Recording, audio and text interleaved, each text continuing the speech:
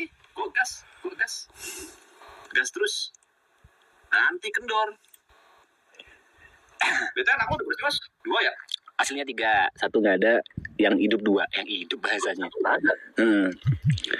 Hah, maksudnya? 9 bulan di kandungan, tiba-tiba meninggal gitu. Sorry. Santai bos, santai. Masih di dalam kandungan? Dalam kandungan, sudah 9 bulan. Anak berapa? Anak pertama. Pada saat itu ya. Apa orang lain? Cerita dong. Anjir, bangsat banget. Ini anak pertama. Anak pertama itu salahku sih. Sebenarnya ada salahku yang aku masih ingat banget sampai sekarang. Pada saat pertama nikah itu 6 bulan nggak hamil tuh. Oke. Si Greta itu kita sempat ada cekcok lah. Maksudnya Greta pengen cepat hamil dan aku bilang sabar dulu lah, anak itu rezeki nggak bisa dipaksa kayak gitu sempat ada perdebatannya lah. Sampai aku doa terus, doaku itu semoga aku punya anak laki, yang aku inginkan laki terus gitu. Terus alhamdulillah 6 bulan hamil dan begitu gender reveal lah bahasanya cowok, wah seneng aku. Ya kalau aku boleh bilang salahku adalah aku tidak berdoa anakku sehat, aku cuma berdoa anakku laki pada saat itu. Yang kurasakan aku masih ingat di 9 bulan itu aku ada kerjaan di Surabaya, Bot. Terus aku izin ke dokter lah kasarannya. Hamin 1 aku berangkat, kita ke dokter kandungan di USG dan lain-lain. Aku bilang, dok, ini besok saya ke Surabaya, boleh ditinggal nggak? Oh boleh, soalnya HPL itu 10 bulan, bukan 9 bulan. Oh boleh, ini masih aman kok. Seharusnya masih ada sekitar 3 minggu lagi dari HPL. Boleh aja berangkat. Berapa hari sih mas? Cuma semalam aja kok dok. Oke boleh. Udah set. Besoknya aku berangkat tuh ke Surabaya. Disuruh. Santai. Gue baru tahu nih, serius nih. Gue baru tahu nih. Coba. Terus berangkat, nyampe di tol, ditelepon sama istriku. Masihnya manggilnya Yang dulu. Yang. Apa sayang? Kok Tirta nggak gerak ya? Udah aku kasih nama pada saat itu. Kok Tirta nggak gerak ya?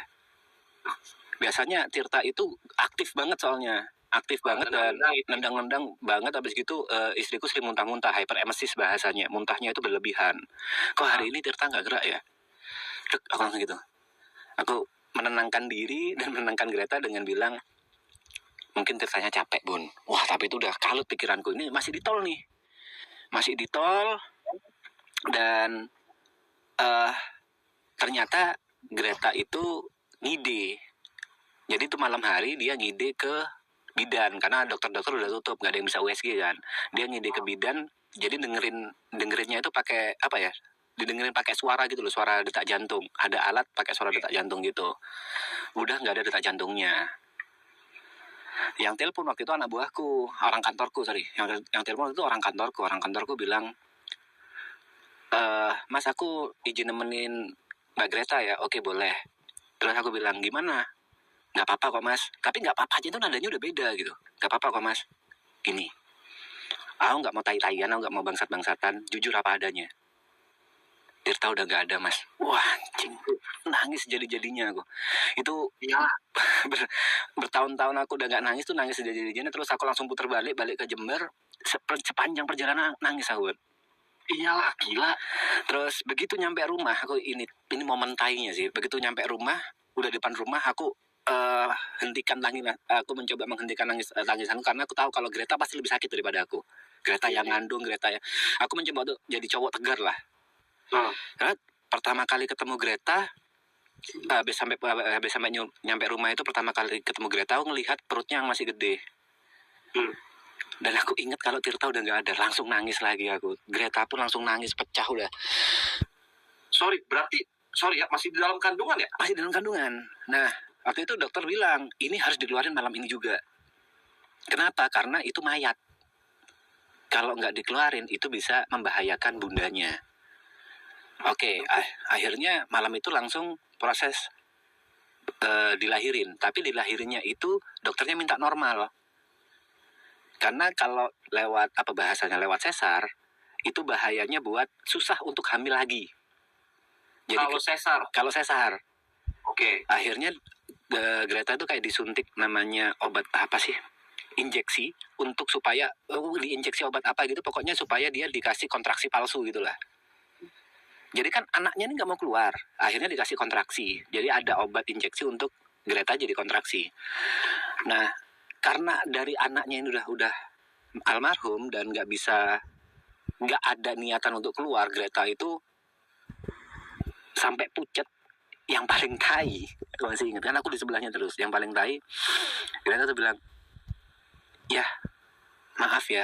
Terus ngajak mamaku, papaku, mertuaku semua bilang, maaf ya Pak, maaf ya Ma, maaf ya Bu, maaf. Kayak mau pamit gitu. Wah, aku langsung keluar nangis. Aku nggak siap kehilangan 2 orang. Aku nggak siap banget. Itu nangis banget aku. Aku bilang, ya Allah tolong jangan sampai Greta juga ya Allah. Masuk lagi dan proses persalinan lanjut, keluar anakku. Jadi keluar itu aku masih ingat Tirta, langsung plek.